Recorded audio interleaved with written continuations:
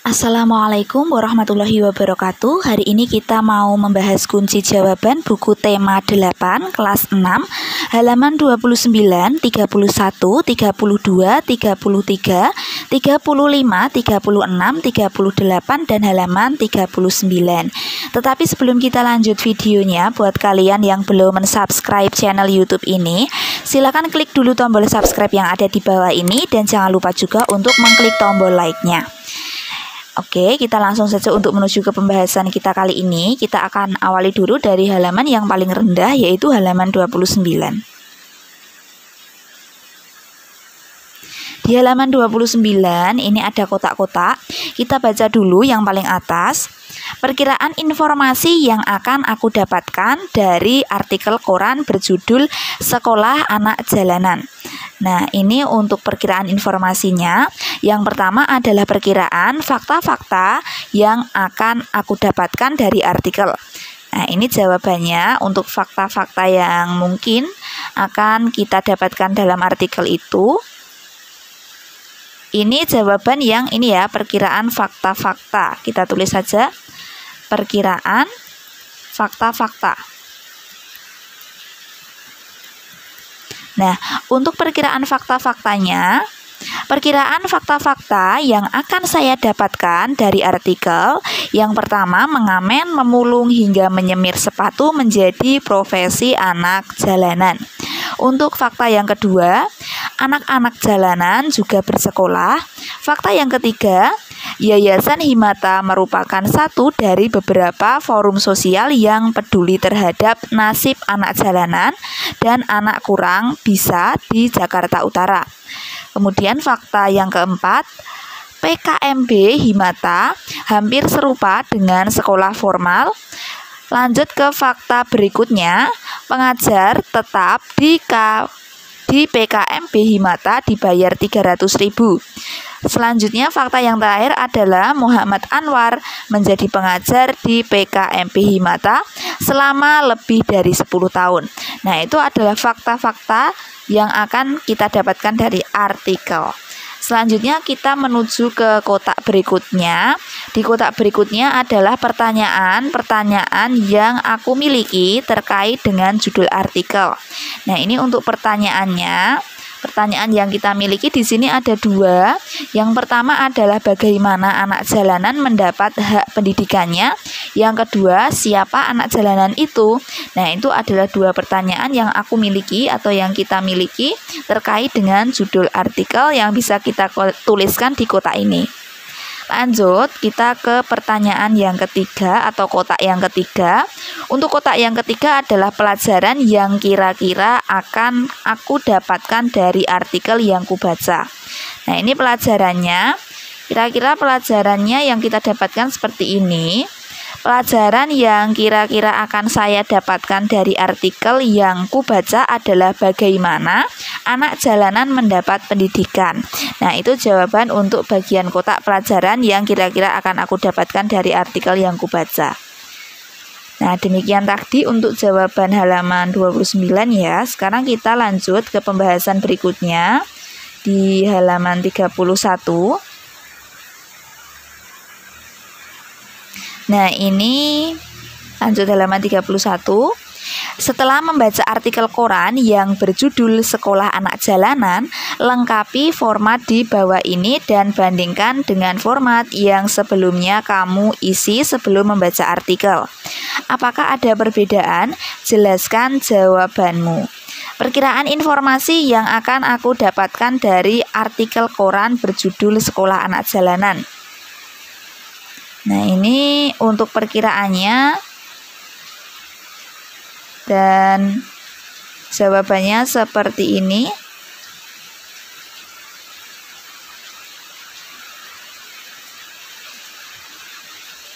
Fakta-fakta yang aku dapatkan dari artikel, yang pertama, anak-anak jalanan juga bersekolah.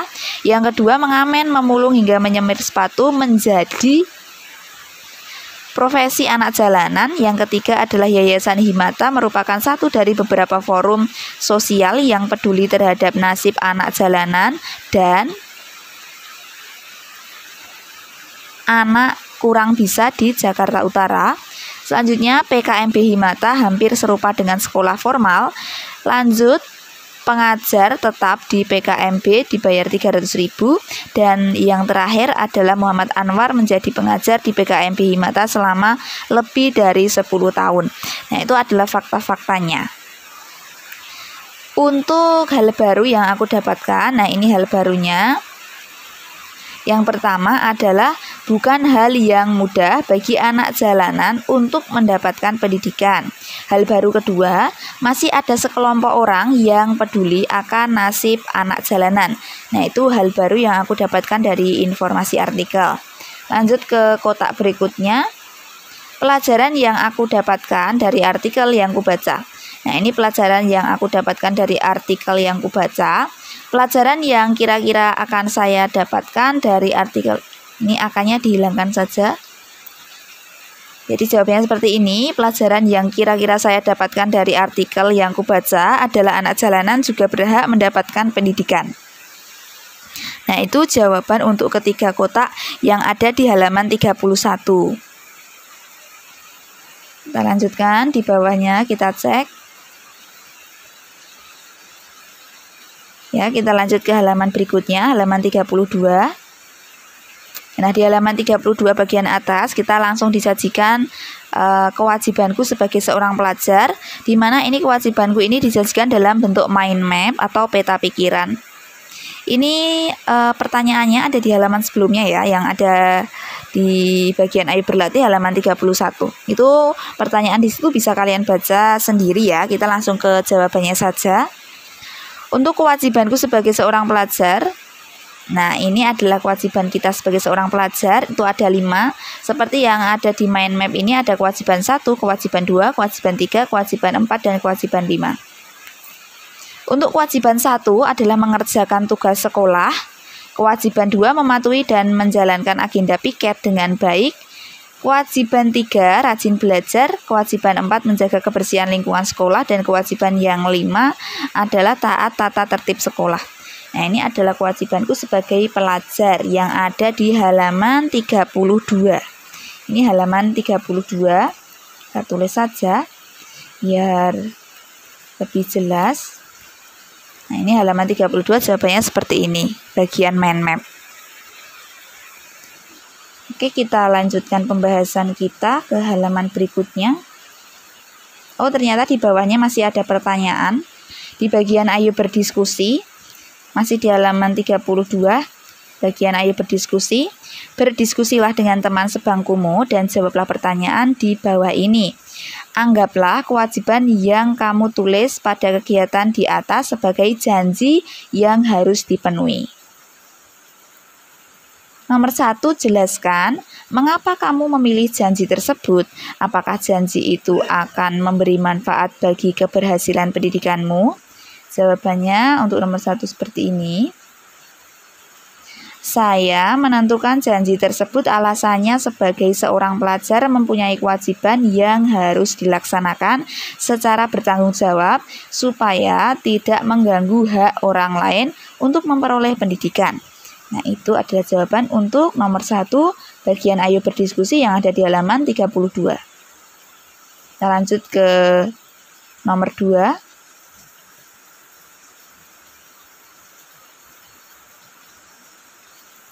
Untuk nomor 2, pertanyaannya apakah kewajiban yang kamu tulis merupakan hal yang harus kamu lakukan? Jelaskan jawabanmu. Nah, ini jawabannya.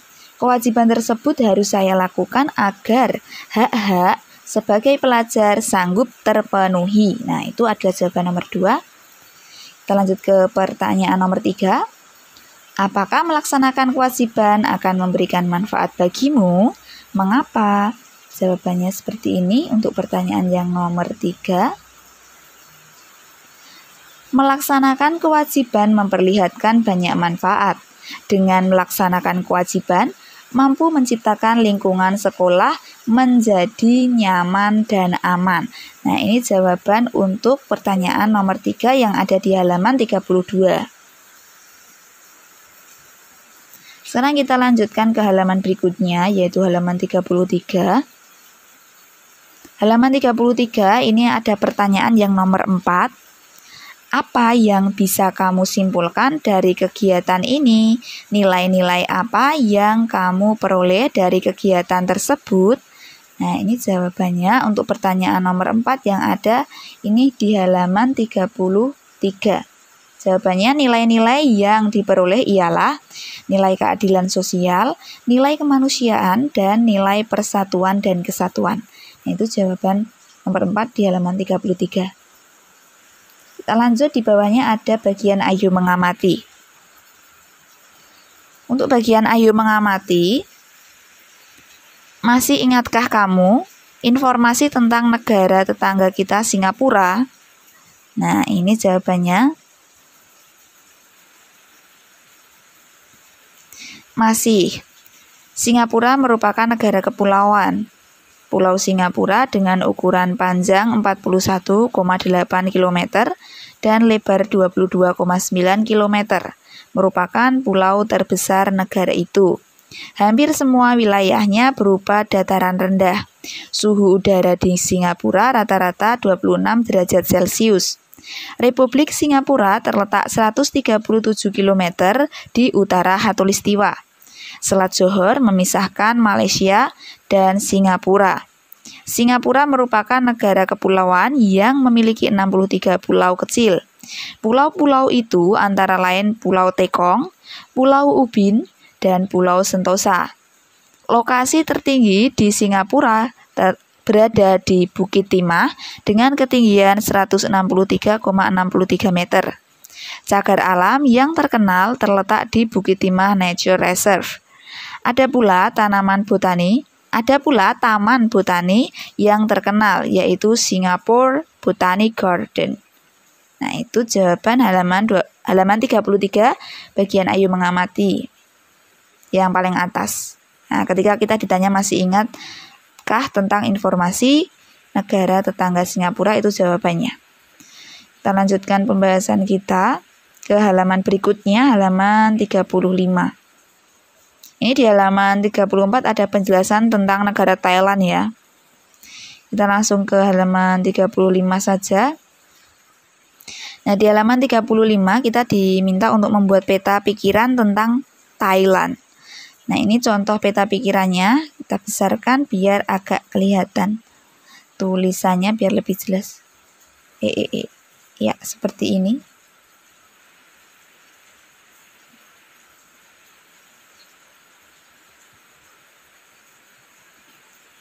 Jadi informasi penting tentang negara Thailand ini tipe ya, ini neraga. Ini sebenarnya yang betul adalah negara Thailand. Nah, yang pertama informasi pentingnya ibu kota Bangkok. Yang kedua bahasa Thai. Kemudian secara geografis dapat dibedakan menjadi 4 wilayah. Lanjut ke poin berikutnya. Kepala Pemerintahan Perdana Menteri. Nah, itu adalah peta pikiran untuk negara Thailand. Sekarang kita lanjut lagi. Kita scroll ke bawah. Nah, di bawahnya ada negara Vietnam. Itu penjelasan negara Vietnam. Bisa kalian baca sendiri. Kita lanjut aja ke halaman 36. Nah, di halaman 36, informasi apa yang kamu dapatkan dari teks informasi di atas? Buatlah peta pikiran yang berisi informasi-informasi penting tentang Vietnam. Kamu dapat menambahkan informasi dari sumber-sumber lain. Nah, ini peta pikiran tentang Vietnam. Peta pikirannya bisa dibuat seperti ini atau yang lainnya. Kalian bisa melihat contoh peta pikiran di Google Search, itu banyak banget. Kalian bisa lihat contoh-contohnya gimana. Ini hanya salah satu contohnya aja seperti ini, tapi ini peta pikiran yang sangat sederhana. Kalau di Google itu banyak sekali peta pikiran yang cantik-cantik, yang lebih berwarna. Ini hanya contoh yang sederhana saja ya. Kita langsung saja ke peta pikirannya. Jadi di atas ini judulnya adalah informasi penting tentang negara Vietnam. Kemudian di bawahnya yang paling kiri, ibu kota Hanoi, lanjut, mata uang dong, selanjutnya luas kurang lebih 331.210 km persegi, sistem pemerintahan Republik Sosialis, kepala negara presiden, lanjut, kepala bukan kepapa, kepala pemerintahan perdana menteri. Nah, itu adalah peta pikiran untuk negara Vietnam. Selanjutnya kita menuju pembahasan yang lain. Di bawahnya peta pikiran itu ada bagian ayo berlatih. Bandingkan kondisi alam Thailand dan Vietnam. Carilah persamaan dan perbedaannya. Sajikan informasi tersebut dalam bentuk tulisan 2 paragraf. Paragraf pertama berisi informasi tentang persamaan dan paragraf kedua berisi tentang perbedaan. Tentukan gagasan utama dan gagasan pendukung dari tiap paragraf. Nah, ini jawabannya untuk halaman 36 bagian ayo berlatih.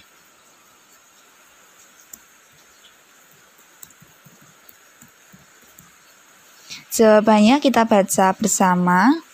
Thailand dan Vietnam merupakan negara di Asia Tenggara dan tergabung dalam ASEAN. Pemerintah keduanya sama-sama dipimpin oleh Perdana Menteri. Secara geografis, keduanya memiliki daerah pegunungan. Perbedaan Thailand dan Vietnam dapat dilihat dari sistem pemerintahan. Thailand memiliki sistem pemerintahan kerajaan, sedangkan Vietnam memiliki sistem pemerintahan Republik Sosialis. Kepala negara keduanya juga berbeda. Thailand dikepalai raja, sedangkan Vietnam dikepalai presiden. Nah, itu adalah jawaban bagian ayo berlatih yang ada di halaman 36. Sekarang kita lanjutkan pembahasan kita ke halaman berikutnya, yaitu halaman 38. Ini untuk halaman 37 ada penjelasan tentang ASEAN, bisa kalian baca sendiri. Kita langsung ke halaman 38 yang ada soalnya. Nah, ini halaman 38 bagian bawah itu ada ayo berlatih. Berdasarkan bacaan di atas, temukan informasi penting terkait dengan jenis-jenis kerjasama ASEAN. Sajikan kembali informasi tersebut dalam bentuk kartu informasi seperti gambar berikut. Nah, ini pertanyaannya seperti itu. Jawabannya ada di halaman 39 tapi. Nah, ini dia jawabannya. Buatlah satu kartu informasi untuk setiap bidang kerjasama dan presentasikan kartu informasimu di depan kelas. Kerjasama ASEAN di bidang ekonomi. Nah, ini untuk bidang ekonomi. Yang pertama adalah pembuatan pusat promosi ASEAN, yang kedua penyediaan cadangan pangan, yang ketiga penyelenggaraan proyek industri, yang keempat kawasan perdagangan bebas, dan yang kelima koperasi ASEAN. Itu kerjasama ASEAN di bidang ekonomi, sekarang di bidang politik. Nah, ini kerjasama di bidang politik. Yang pertama ada Defense Minister Meeting, kemudian ada pengiriman duta dan konsulat, selanjutnya perjanjian ekstradisi ASEAN, yang keempat perjanjian kawasan bebas nuklir, dan yang kelima adalah perjanjian kawasan damai, bebas, dan netral. Ini adalah kerjasama ASEAN di bidang politik.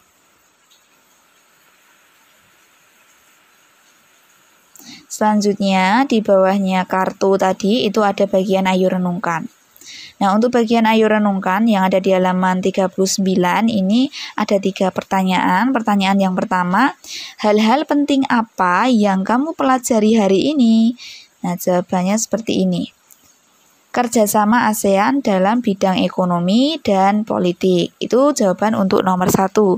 Sekarang untuk nomor 2, apakah menurutmu organisasi ASEAN penting bagi Indonesia? Jawabannya nomor 2 seperti ini. Iya, penting. Selanjutnya untuk nomor 3, pengalaman organisasi apa yang pernah kamu temui, yang pernah kamu ikuti? Nah, ini jawabannya seperti ini contohnya. PMR dan Pramuka. Nah, itu jawaban untuk bagian ayo renungkan. Kita ke bagian selanjutnya, yaitu bagian kerjasama dengan orang tua. Diskusilah dengan orang tuamu seandainya keluargamu diberi kesempatan untuk mengunjungi salah satu negara tetangga. Negara mana yang akan keluargamu pilih? Jelaskan alasannya. Nah, ini contoh jawabannya saja. Kita memilih Singapura karena saya ingin melihat salah satu negara terbersih di dunia. Nah, itu contoh jawabannya. Oke, demikian tadi untuk pembahasan kita kali ini di halaman 29, halaman 31, 32, 33, 35, 36, 38, dan halaman 39. Sebelum kita akhiri videonya, seperti biasa, buat kalian yang belum mensubscribe channel YouTube ini, silakan klik dulu tombol subscribe-nya dan jangan lupa juga untuk mengklik tombol like-nya. Demikian yang dapat saya sampaikan, banyak salah kata saya mohon maaf. Dan apabila kalian ingin melihat kunci jawaban buku tema 8 kelas 6 di halaman yang lain, kalian bisa melihat pembahasannya atau kunci jawabannya melalui linknya sudah ada di kolom deskripsi. Demikian yang dapat saya sampaikan. Sampai ketemu lagi di video selanjutnya. Wassalamualaikum warahmatullahi wabarakatuh.